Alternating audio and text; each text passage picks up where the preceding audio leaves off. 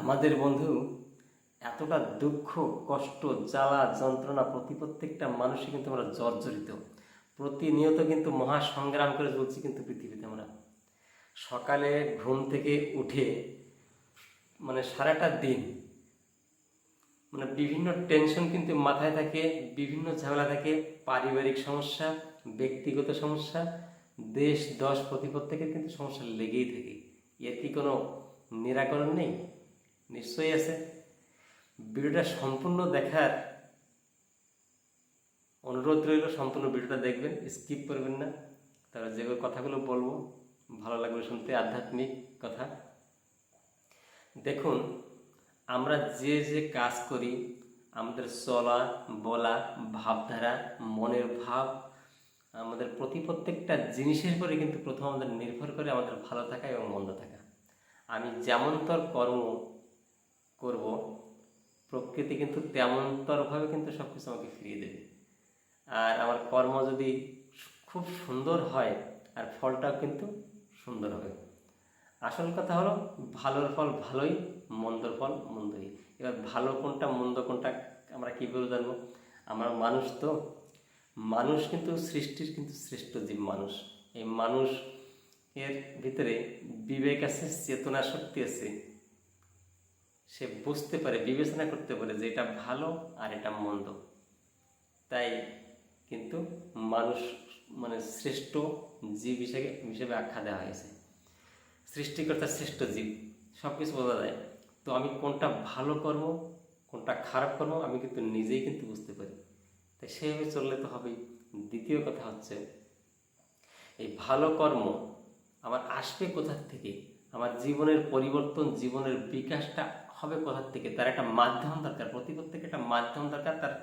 তার একটা জীবনে একটা মূর্তমান আইডিয়াল দরকার। একটা জীবন্ত আইডিয়াল সামনে থাকলে তাকে ফলো করে যদি একটা মানুষ চলতে পারে, তার জীবনটা কিন্তু সর্বাঙ্গীন বিকাশ হয়। একটা মানুষের পঞ্চমহাজীবন থেকে তার ব্যক্তিগত জীবন, তার দাম্পত্য জীবন, তার পারিবারিক জীবন, তার মানে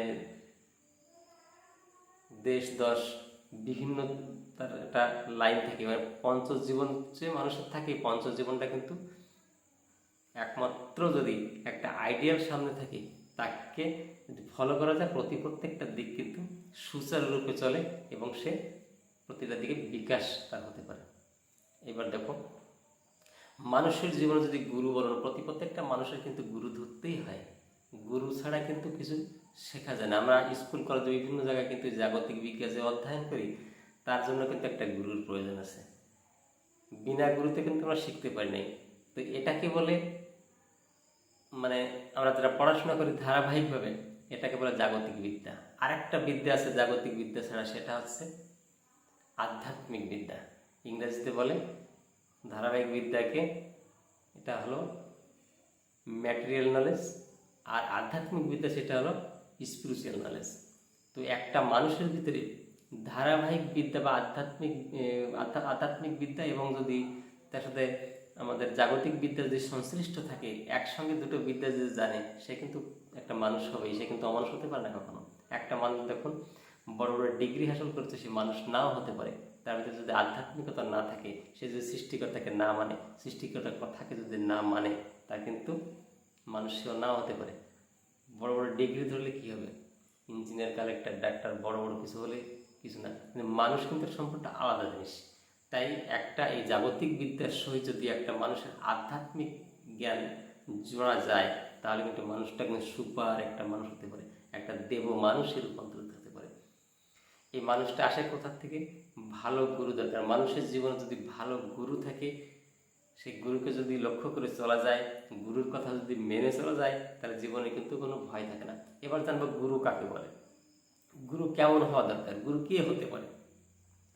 শ্রী শ্রী ঠাকুর অনুকূলচন্দ্র একটা বাণীতে বলেছেন, বিপদ পথে হাত ধরে যে চলার কায়দা জানিয়ে দেয়, তাকে জানিস গুরু বলে। অভয় পথে সেইতে নেয়, অভয় পথে সেইতে নেয়। তাহলে চিন্তা করতে হবে গুরু কেমন হতে পারে। বিপদ পথে হাত ধরে যে চলার কায়দা জানিয়ে দেয়, তাকেই জানিস গুরু বলে। অভয় পথে সেইতে নেয়। দেখেছেন কত সুন্দর কথা। তাই গুরু মানুষের জীবনে যদি ভুল হয়, তার জীবন কিন্তু জীবনটাই নষ্ট হয়ে যায়, বিষময় হয়ে যায়, জ্বালাময় হয়ে যায়। আর গুরু যদি তার ভালো থাকে, গুরু যদি সদ্গুরু থাকে, তার জীবন কিন্তু প্রস্ফুটিত হয়, বিকাশ হয়, জীবনের প্রত্যেকটা দিক কিন্তু বিকাশ হয়ে ওঠে। সদ্গুরুর মাধ্যমে মানুষের ভিতরে যত রকমের ময়লা মাটি, যত নোংরামি থাকে ভিতরে, সদ্গুরুর সংস্পর্শে আসলে, সদ্গুরুকে ফলো করে চললে, তার কথা মানলে এক একটা করে ঝরে খসে খসে পড়ে তার মন্দ গুণগুলো। পরিশেষে সে মানুষটা একটা দেব মানুষে পরিণত হয়। এটাই কিন্তু আসল জিনিস। উত্তর ভারতে কবির সাহেব ছিলেন, তিনি কিন্তু দোহা রচনা করতেন। তিনি দোহার মাধ্যমে বলেছেন, সদ্গুরু পাওয়ায় ভেদ বতায় জ্ঞান করে উপদেশ, জব কয়লা কা ময়লা ছুটে জব আগ করে প্রবেশ।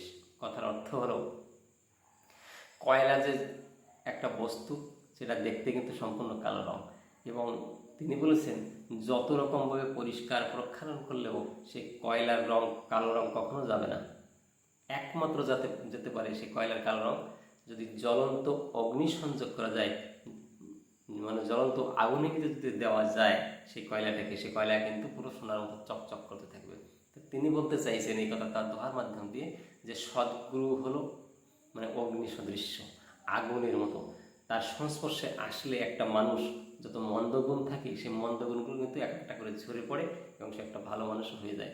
আর তাকে লক্ষ্য করে চললে, তার কথা মানলে কি হয়, জীবনের কোনো ভয় থাকে না। এই জন্ম তো সে ভালো থাকবেই, পরবর্তী জন্ম তার সুন্দরভাবে কাটবে। ভিডিওটা বন্ধু অনেক অনেক লম্বা হয়ে যাচ্ছে, আমি এর পরবর্তী ভিডিও নিয়ে আসবো বিভিন্নভাবে। আপনারা কমেন্ট রেখে যাবেন কেমন লাগলো ভিডিওটা। বিভিন্ন রকম আধ্যাত্মিক ভিডিও, আধ্যাত্মিক কথাবার্তা এখান থেকে জানতে পারবেন আপনারা। আপনার সঙ্গে থাকবেন, আর যদি ভালো লাগে সাবস্ক্রাইব করবেন। সবার মঙ্গল কামনা করে এখানে রাখছি। নমস্কার।